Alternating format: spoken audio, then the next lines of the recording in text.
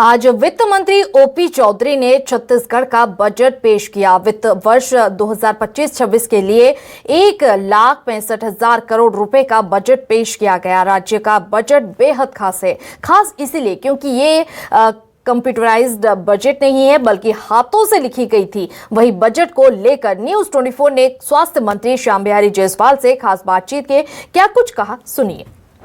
छत्तीसगढ़ के स्वास्थ्य मंत्री श्याम बिहारी जायसवाल जी इस वक्त हमारे साथ मौजूद हैं। मंत्री जी, ये जो है आज बजट पेश हुआ है, स्वास्थ्य विभाग को क्या कुछ मिला है?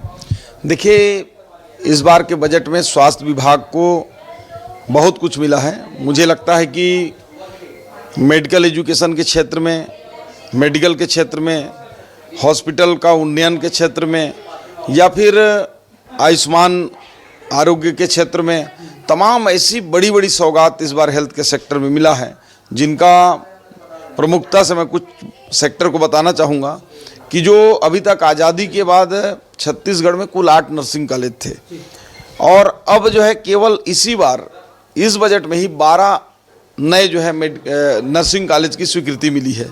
तो ये चमत्कारिक रूप से छत्तीसगढ़ में हमारी जो बेटियां हैं, हमारी बहनें हैं जो नर्स बनने का सपना रखती हैं लेकिन पैसे का अभाव में नहीं कर पाते, तो ये 12 मेडिकल नर्सिंग कॉलेज में उनको शिक्षा भी मिलेगा, रोजगार भी मिलेगा। 6 फिजियोथेरेपी के हमने कॉलेज खोले हैं जाने के इस बजट में लिया है। 1 मेडिकल कॉलेज खोले जाने का हमने बजट लिया है और साथ ही साथ योग और नेचुरोपैथी के 4 हॉस्पिटल हमने खोलने की इस बजट में लिया है।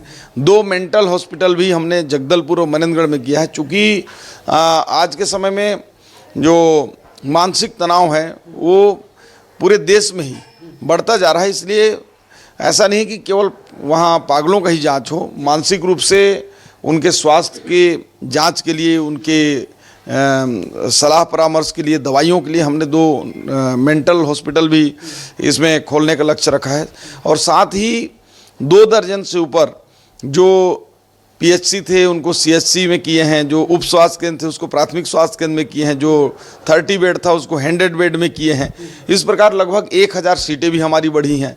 मेकाहारा को हम मध्य भारत का सबसे हाई टेक्नोलॉजी का हार्ट का एक सेंटर बनाने के लिए इस बजट में 42 करोड़ है। इसी प्रकार जो निसंतान दंपत्ति हैं, जो गरीब लोग हैं, जो आज के नया टेक्नोलॉजी आईवीएफ के माध्यम से अपना वो खर्च नहीं कर सकते हैं, उनके लिए आईवीएफ सेंटर के लिए मेकाहारा में हमने खोलने का इस बजट में प्रावधान किया है। तो ऐसे हम देखेंगे तो ये बजट मुझे लगता है कि चमत्कारिक बजट है, जैसा कि मैंने बजट के पहले भी कहा था। और छत्तीसगढ़ के स्वास्थ्य सुविधाओं के लिए, चाहे वो मेडिकल एजुकेशन की दिशा में हो या हेल्थ का हो या भारत सरकार के जो प्रायोजित कार्यक्रम हो, जो एनएचएम है उसके मैचिंग ग्रांट के लिए भी 2000 करोड़ के आसपास इस बजट में दिया गया है, जिससे हमारे संचारी और गैर संचारी बीमारी हैं उनके रोकथाम के लिए हम जो काम करते हैं। तो इस प्रकार से ये बजट जो है बहुत ही संतुलित बजट है। ये शहरों में बात करें तो यहाँ पे तो व्यवस्था देखने को मिलती है स्वास्थ्य सुविधा को लेकर, ग्रामीण क्षेत्र के लिए क्या है? क्योंकि ज़्यादातर समस्या हम देखते हैं ग्रामीण क्षेत्रों में स्वास्थ्य को लेकर। देखिए, ग्रामीण क्षेत्र में ही जसपुर जैसा दूरस्थ अंचल में हमने मेडिकल कॉलेज खोलने का किया है। जनकपुर जो मध्य प्रदेश की सीमा है, सरगुजा का आखिरी बॉर्डर, वहाँ 100 बेड के लिए हमने किया है। कटघोरा जो ग्रामीण अंचल भी आता है और हाईवे में है, अंबिकापुर से लेके बिलासपुर तक कोई बड़ा हॉस्पिटल नहीं है, तो उसको 100 बेड का करने के लिए किए हैं। इसी प्रकार से हम कांकेर हो या बीजापुर हो या दंतेवाड़ा हो, इन क्षेत्रों में भी हमने जो स्वास्थ्य सुविधाओं को बढ़ाने के इस बजट में पूरा समावेश किया है। नक्सल क्षेत्र में अब घुसने का प्रयास हो रहा है स्वास्थ्य सुविधा को लेकर, तो वहाँ पे क्या डॉक्टर पहुँचेंगे, स्वास्थ्यकर्मी पहुँचेंगे? कैसे आप लोग रूट मैप तैयार किए हैं? जैसे कि हार्डकोर नक्सली है वहाँ, जैसे भेज्जी गाँव है, वहाँ आप लोगों ने जो है स्वास्थ्य व्यवस्था के लिए बजट में प्रावधान किया है। देखिए, मैं आपको बताऊँगा एक सुखद अनुभव कि आपको मुखाग्र याद होगा और मीडिया वाले और पॉलिटिशियन सभी को याद है पूरे छत्तीसगढ़ का, कि एक चिंता गुफा एरिया होता था, वहाँ नक्सलियों का डेरा होता था। उस चिंता गुफा में हमने स्वास्थ्य सुविधाएं इतनी बढ़ाई हैं कि जो भारत सरकार का जो गुणवत्ता मानक परीक्षण होता है एनक्यूएस, उसमें जो है वो प्रथम स्थान उसको मिला है। एनक्यूएस प्रमाण पत्र में वो क्वालिफाइड कर लिया है। तो ये बताता है कि स्वास्थ्य सुविधाएं हमारे घोर नक्सल क्षेत्र में भी हम प्रोवाइड करा रहे हैं। और अभी आपने देखा होगा कि कई नक्सल प्रभावित गांवों में स्वास्थ्य केंद्र खोलने के इस बजट में प्रावधान किया गया। एमआरआई और सीटी को लेकर बात करें तो ज़्यादातर जो है मरीज सरकारी हॉस्पिटल में जाता है और प्राइवेट की ओर जाता है कराने के लिए, क्योंकि लंबी लंबी लाइनें रहती है।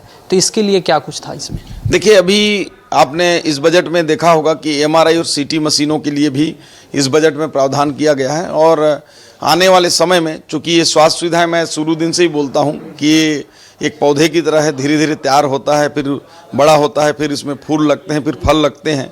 तो हम इस बजट में एमआरआई और सीटी का भी प्रावधान किए हैं और आने वाले समय में इसका पूरे छत्तीसगढ़ के लोगों को लाभ मिलेगा। इस मकसद को लेकर आप जो है स्वास्थ्य में जो काम कर रहे हैं, तो उस मकसद के अनुरूप जो है स्वास्थ्य को मिला है बजट? निश्चित रूप से जो भी आवश्यकता अनुसार बजट में मांग किया गया था, मैं धन्यवाद देता हूं माननीय मुख्यमंत्री जी को, माननीय हमारे वित्त मंत्री जी को, कि उन्होंने हमने जो भी प्रपोजल दिया वो 100% और उससे बढ़कर उन्होंने इस बजट में दिया है।